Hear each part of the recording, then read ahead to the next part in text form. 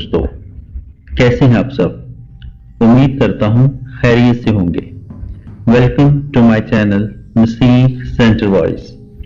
तमाम video updates के लिए नसीर सेंटर वॉइस को सब्सक्राइब करके बेल नोटिफिकेशन को ऑन कर दें। तो बढ़ते हैं आज की स्टोरी की तरफ। इस स्टोरी का उन्वान है कराची का असेबी इलाका। तो आइए सुनते हैं आज की वीडियो में एक पुरअसरार वाकया। इस वाकये को गो के कई साल गुजर चुके हैं, मगर इसके असरात आज भी मौजूद हैं। ये वाकया हमारे मोहल्ले में रहने वाली एक फैमिली के बेटे के साथ इस वक्त पेश आया था जब वो महज 8 साल का था। तो चलिए ये वाकया इस लड़के की माँ की जुबानी सुनते हैं। ये इस वक्त की बात है जब हम पाक कॉलोनी में रहते थे। हम 2 बहनें और 2 भाई हैं और सब शादीशुदा हैं। हम सब बहन भाई अपनी अपनी जिंदगी की सरगर्मी में मसरूफ थे, फिर भी हमारा एक दूसरे से मिलना मिलाना रहता था। मेरी बड़ी बहन अजरा की बेटी की सालगिरह थी। इसने हम सबको मदऊ किया।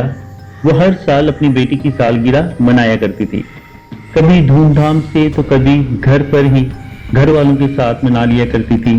इस बार इन्होंने बेहद इस्रार करके मुझे बुलाया था। दोनों भाभीयों के साथ कुछ अनबन थी, इसलिए इन्होंने इन्हें नहीं पूछा था।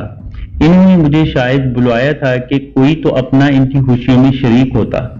बहरहाल मैंने अपने शोहर से चलने की बात की तो इन्होंने काम की ज्यादती का कहकर मना कर दिया। अलबत्ता मुझे जाने की इजाजत दे दी। इस वक्त मेरा सिर्फ एक ही बेटा था। इमरान इकलौता होने के बावजूद बहुत ही प्यारा और खामोश तबा बच्चा था।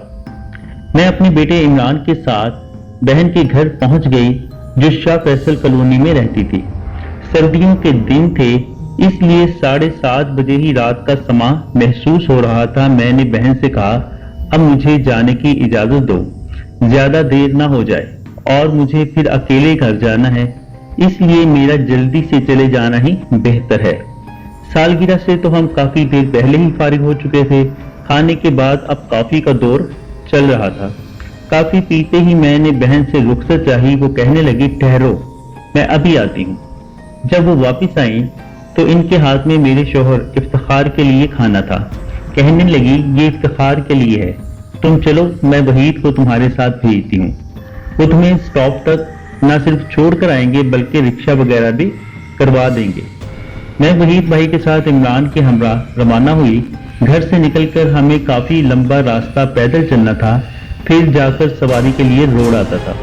गुजरते वक्त के साथ साथ सर्दी की शिद्दत में भी इजाफा होता जा रहा था, इसलिए लोग भी जल्द ही अपने अपने घरों में चले गए थे।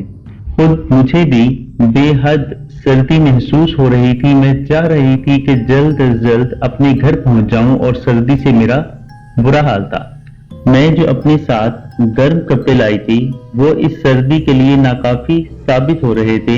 हम जल्दी जल्दी कदम बढ़ाते हुए आगे की तरफ बढ़ रहे थे। आगे ट्रेन की पटरियां शुरू हो जाती थी, जिनको क्रॉस करने के लिए 4 चुंगियां बनाई गई थी। ऊपर से ट्रेन गुजरती थी और लोग चुंगी के नीचे से गुजरते थे।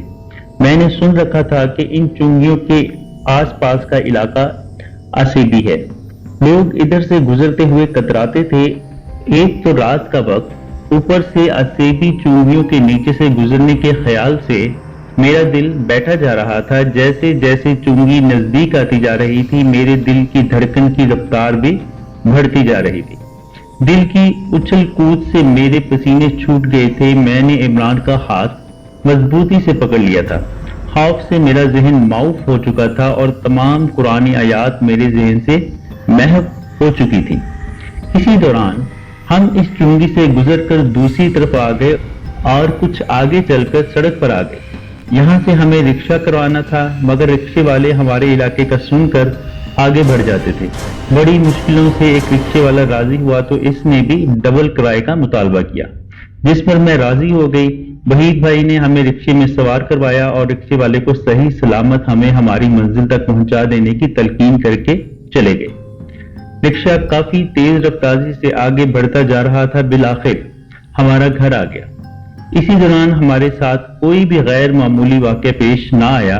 میں نے اللہ کا شکر ادا کیا. میں نے محسوس کیا تھا کہ اس سارے سفر کے دوران عمران بالکل خاموش بیٹھا رہا تھا اور مجھ سے یکسر لاتعلق رہا تھا. میں سمجھی کہ شاید تھکن کی وجہ سے ہے، اس لیے کچھ کہنا مناسب نہ سمجھا. رکشے والے کو پیسے دیے اور دروازے پر دستک دی. افتخار نے دروازہ کھولا. میں اندر آ گئی. افتخار نے کہا عمران کہاں ہے؟ ان کے پوچھنے پر میں نے مڑ کر دیکھا تو وہ سوالیہ نظروں سے میری طرف دیکھ رہے تھے اور واقعی ہی عمران نظر نہیں آ رہا تھا. یہ دیکھ کر میں حیران رہ گئی. عمران کہاں ہے؟ ابھی تو وہ میرے ساتھ رکشے سے اتر کر دروازے تک آیا تھا، پھر کہاں چلا گیا؟ اچھا تم رکو، میں باہر دیکھتا ہوں. یہ کہہ کر افتخار باہر نکل گئے. کافی دیر بعد ان کی واپسی ہوئی مگر عمران ساتھ نہ تھا. کہنے لگے میں نے تو عمران کو ہر جگہ دیکھا مگر وہ مجھے کہیں دکھائی نہیں دیا. کہیں تم اسے وہیں تو نہیں چھوڑ آئی؟ یاد کرو اسے کہاں چھوڑ کر آئی ہو. افتخار میرا یقین کریں میں سچ بول رہی ہوں. میں عمران کو اپنے ساتھ لائی تھی. تو پھر وہ کہاں چلا گیا؟ زمین کھا گئی یا آسمان نکل گیا؟ افتخار کے لہجے کی برہمی مجھے مارے جا رہی تھی. عام طور پر وہ مجھ سے ایسے کبھی بات نہیں کرتے تھے مگر عمران کے معاملے میں کوئی کوتاہی بھی برداشت نہیں کرتے تھے. عمران کی عدم موجودگی ان کا پارا ہائی کیے دے رہی تھی. ابھی ان کی پوچھ کچھ جاری تھی کہ فون کی گھنٹی بج اٹھی.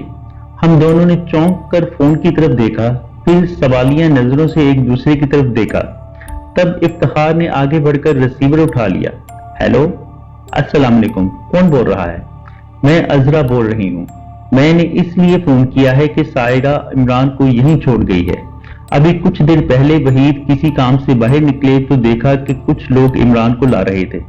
عمران نے وحید کو پہچان لیا تھا تو لوگ اسے وحید کے حوالے کر کے چلے گئے. اب عمران ہمارے پاس ہے مگر وہ بہت پریشان ہے، کہہ رہا ہے اسے اپنے گھر جانا ہے. اب اگر مناسب سمجھیں تو اس کو آ کر لے جائیں یا پھر اسے فون پر سمجھا دیں تو اسے کل آ کر لے جائیے گا.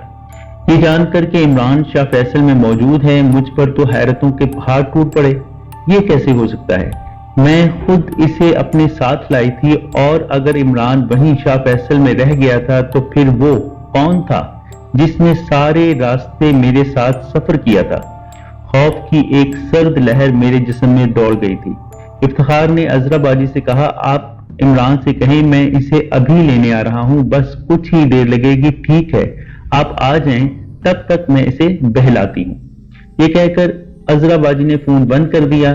حد ہوتی ہے لاپرواہی کی سائرہ، بچے کو وہیں چھوڑ کر آ گئی. کوئی ہوش ہی نہیں ہے تمہیں اور پھر تم کہتی ہو کہ تم اسے ساتھ لائی. اگر ساتھ لائی تھی تو پھر وہ اتنی دور واپس کیسے چلا گیا؟ لاپرواہی کی حد کر دی تم نے. میرے شوہر مسلسل بڑبڑا رہے تھے اور میں شرمندگی سے زمین میں دھسے جا رہی تھی. اب میں انہیں کیسے بتاتی کہ میں اپنے ساتھ اپنے بیٹے عمران کو لائی ضرور تھی. اب وہ دوبارہ وہاں کیسے پہنچ گیا یہ میں نہیں جانتی تھی. میرا ذہن یہ بات ماننے کو قطعی طور پر تیار نہ تھا کہ میں اسے اپنے ساتھ نہ لائی تھی. اگر وہ میرے ساتھ آیا تھا تو پھر اتنی جلدی دوبارہ شاہ فیصل کیسے پہنچ گیا؟ اگر فرض کر لیا جاتا کہ عمران وہیں رہ گیا تھا تو پھر میرے ساتھ کون تھا؟ یہ سوچ کر ہی مجھے جھنجھری سی آ گئی. اچانک دروازے پر دستک سنائی دی. میں فوراً دروازے کی طرف بڑھی. کون ہے؟ میں ہوں، دروازہ کھولو. میرے پوچھنے پر افتخار کی آواز سنائی دی. سوچوں میں وقت گزرنے کا پتہ ہی نہ چلا. میں نے جھٹ دروازہ کھول دیا. افتخار نے پورا دروازہ کھلوایا اور اپنی بائک اندر لائے. میں نے دیکھا وہ اکیلے اندر آئے تھے. عمران ان کے ساتھ موجود نہ تھا. مجھ سے رہا نہ گیا. میں نے پوچھا آپ عمران کو ساتھ کیوں نہیں لائے؟ میری بات پر افتخار نے چونک کر اپنے پیچھے مڑ کر دیکھا تو حیران رہ گئے. ارے یہ عمران کہاں چلا گیا؟ ابھی تو میرے ساتھ بائک پر آیا ہے، پھر یہ اچانک بتائے بغیر کہاں چلا گیا؟ پھر انہوں نے جلدی سے اپنی بائک صحن میں کھڑی کی اور خود باہر نکل گئے. کافی دیر بعد ان کی واپسی ہوئی تو عمران ان کے ساتھ نہ تھا. وہ کہنے لگے ابھی ابھی میں اسے اپنے ساتھ بائک پر بٹھا کر لایا ہوں. راستے میں اس سے باتیں بھی کی ہیں. گھر تک آنے کے بعد وہ اچانک کہاں چلا گیا؟ ابھی ہم عمران کے بارے میں باتیں کر ہی رہے تھے کہ اتنے میں فون کی گھنٹی بج اٹھی. ہم چونک اٹھے. افتخار نے آگے بڑھ کر فون ریسیو کیا. ہیلو جی، السلام علیکم. افتخار بھائی آپ جاتے ہوئے عمران کو تو وہیں چھوڑ گئے، دیکھیں تو وہ کتنا رو رہا ہے. इसकी एक ही जिद है कि घर जाना है। आप प्लीज इसे आकर अपने साथ ले जाएं। और वैसे आप दोनों मियाँ बीवी इतने लापरवाह कैसे हो सकते हैं, वो भी अपनी इकलौते बेटे के लिए। इस बार आप ध्यान से लेकर जाइएगा, क्योंकि पहले सायरा इसे ले जाना भूल गई और अब आप इसे वहां छोड़ गए। ये मुसलसल यही रट लगाए हुए है कि घर जाना है, घर जाना है। मैं इसे रोकने की बहुत कोशिश कर रही हूँ, मगर ये रुकने के लिए तैयार ही नहीं है। आपको अभी आना पड़ेगा, इसलिए जल्दी आएं और इसे जिम्मेदारी के साथ लेकर जाएं। बहन की कॉल कहाँ थी? एक बम धमाका था जो हमारे सरों पर फटा था। अगर इमरान को ना लाने की गलती मुझसे हुई थी तो इफ्तिखार से ये गलती कैसे हो गई? क्योंकि वो तो इसको अपने साथ बाइक पर बिठा कर लाए थे। घर तक आकर फिर अचानक वो दोबारा शाह फैसल कैसे पहुंच गया था? ये सवालात ना थे, लम्हा फिक्रिया था जो हमारे खौफ में इजाफा कर रहा था। ये क्या हो रहा है? ये इतना छोटा बच्चा अकेले इतनी दूर इतनी जल्दी कैसे पहुंच गया, जबकि रात के वक्त वहां के लिए किसी सवारी का मिलना भी मुश्किल था। अगर फर्ज कर लेते हैं कि वो किसी तेज रफ्तार सवारी के जरिए वहां पहुंच जाता है, तो फिर रोने का क्या जवाब था? मेरे साथ साथ अब तो इफ्तिखार भी हैरान और परेशान थे कि अभी तो मैं खुद इसे अपने साथ बाइक पर बिठा कर लाया था, रास्ते पर साथ रहा, घर पहुंचने के बाद दोबारा शाह फैसल कैसे और किसके साथ चला गया? मुझे तो ये कोई और ही मामला लग रहा है। सायरा, आप अभी इन बातों को छोड़ें, प्लीज जाकर इमरान को लाएं। वहां सब परेशान हो रहे हैं। मेरे शौहर ने अपनी बाइक दोबारा निकाली और इमरान को लेने के लिए रवाना हो गए। इमरान के बार बार शाह फैसल पहुंच जाने की वजह से अब बहन और बहनोई को भी मामला गड़बड़ लग रहा था। इफ्तिखार के वहां पहुंचने पर इन्होंने अपने खदशे का इजहार किया। इफ्तिखार ने कहा, मुझे भी ऐसा ही लग रहा है। इस पर बहनोई ने कहा, मुझे लगता है ये सब इस चुंगी के नीचे से गुजरने की वजह से हो रहा है। लोग यूं ही नहीं इस चुंगी के पास से गुजरते हुए खौफ खाते। अब क्या करें फिर इफ्तिखार भाई? आप मेरे साथ इमरान को लेकर चलें। ये लोग इमरान को मस्जिद के पेश इमाम के पास लेकर पहुंचे। इन्होंने इमरान का जायजा लिया तो इन्होंने इमरान की आंखें चढ़ी हुई महसूस की। वो समझ गए कि इन्होंने कहा, ये लड़का असेबी झमीटे में आ गया है। फिर इन्होंने इस पर दम किया और लोहे कुरान में लिखकर गले में पहनाने के लिए दिया और कहा, मैंने इसको वक्ती तौर पर तो महफूज कर दिया है, मगर आप इसे किसी माहिर आमिल को जरूर दिखाएं, वरना गैर मरे शय इसे नुकसान भी पहुंचा सकती है। और अभी सफर से गुरेज करें।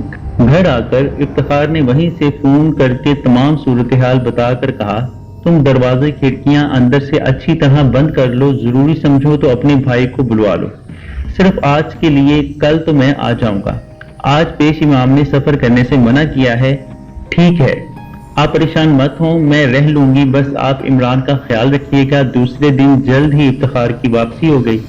इमरान साथ आया था, मगर वो अब पहले की तरह हशाश वशाश नहीं लग रहा था। कुछ खामोश खामोश और बुझा बुझा सा था। इफ्तिखार ने मुझे तसल्ली दी कि सब ठीक हो जाएगा। मैं किसी आमिल का पता करता हूँ। वक्त गुजरता रहा मगर हमें कोई अच्छा आमिल ना मिल सका। लोगों के बताने पर जिस आमिल के पास जाते, या तो वो जाली निकलता या फिर इसका इलाज करने में नाकाम रहता। मगर हमने भी हिम्मत ना हारी। आखिरकार हमें एक पहुंचे हुए बुजुर्ग का पता मिल ही गया। इसी दौरान इमरान कई बार बीमार पड़ चुका था, ऐसा कि इसकी जान के लाले पड़ गए थे। जिसने जैसा बताया वही किया, मगर नतीजा सिफर रहा और इमरान दिन ब दिन कमजोर होता चला गया। अब हमें जो इन बुजुर्ग का पता चला तो पहली फुर्सत में हम इनके पास पहुंचे। इन्होंने इमरान को देखते ही बता दिया कि इस पर शैतानी जिन्नात का कब्जा है। आपने आने में देर की है। मैं मुकम्मल तौर पर इनके शर से इस बच्चे को निजात दिला दूंगा, मगर अब तक वो इसको जितना नुकसान पहुंचा चुके हैं इसका अजाला मुमकिन नहीं। यूं समझ लें, इन्होंने इसके जिस्म में जहर दाखिल कर दिया है, जिसको निकालना किसी के बस की बात नहीं।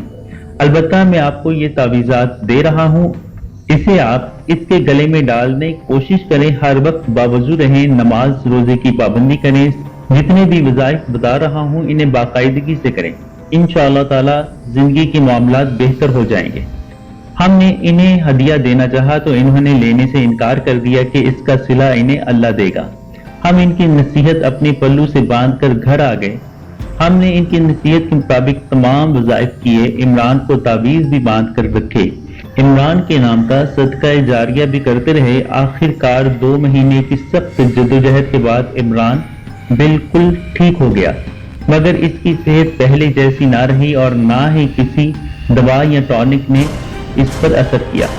کراچی میں یہ پراسرار اسیبی چونگی آج بھی موجود ہے اور وہاں کے رہنے والے اس علاقے کے محلے وقوع سے اچھی طرح واقف ہوں گے۔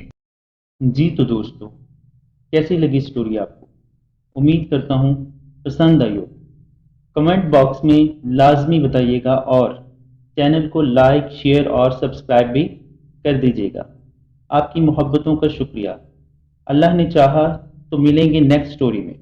تب تک اپنا اور اپنے گھر والوں کا خیال رکھیے گا اور مجھے اپنی دعاؤں میں ضرور یاد رکھیے گا۔ اللہ تعالیٰ آپ کے لیے آسانیاں پیدا فرمائے اور سوائے اپنی ذات کے کبھی کسی کا محتاج نہ کرے۔ آمین۔ شکریہ۔